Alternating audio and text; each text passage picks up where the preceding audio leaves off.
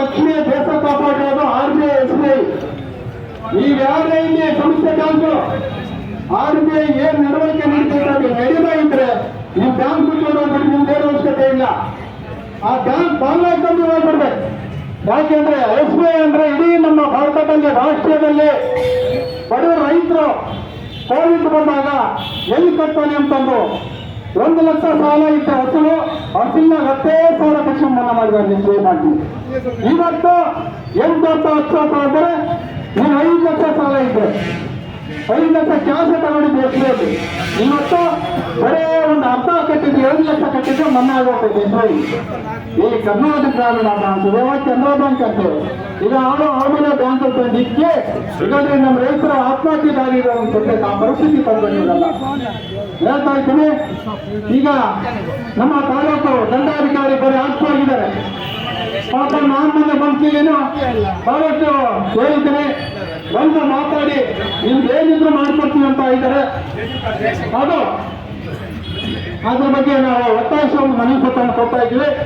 ಮತ್ತೆ ಈ ration card ಏನು ಕಾನೂನಲ್ಲಿ ಯಾರೋ ಒಬ್ಬನು ಪ್ರೈವೇಟ್ ಕಂಪನಿಗೆ ಹೋಗ್ತಾ ಇದ್ದಾನೆ.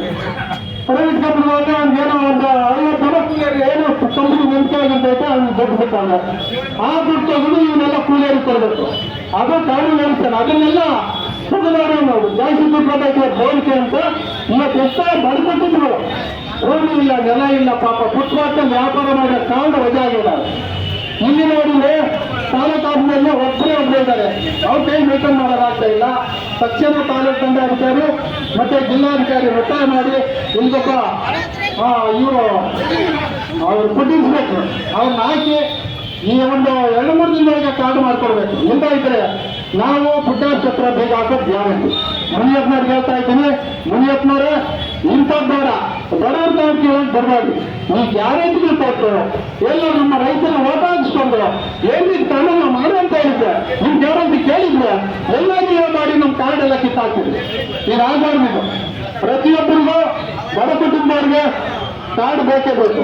ಯಾಕೆಂದ್ರೆ ಆಸ್ಪತ್ರೆ ಐತೆ ಮತ್ತೆ ಇನ್ನು ನಾನಾ ಒಂದು ಸಂಸ್ಥೆ ಬೇಕೇ ಬೇಕು. ಅಕ್ಕಿ ಕಾರ್ಡು ಈಗಾಗಲೇ APL ಬಂದ್ಬಿಟ್ಟರು. ಕೆಲವರು ಹೊಳ್ತಾ ಇದ್ದಾರೆ APL ಕೊಟ್ಟು ಆಗ್ಬಾರ್ದು. ತಕ್ಷಣ 1-20 ದಿನದೊಳಗಾಗಿ ಎಷ್ಟು ಕಟ್ಟಕ್ಕೆ ನೀವು BPL ಕಾರ್ಡ್ ಕೊಡ್ತಾ ಇದ್ರೆ ನಾವು ಚೌಡಲ್ಲಿ ಅದನ್ನೇ ಆಫೀಸ್ ಮುಂದೆ ಮಾಡ್ತೀವಿ.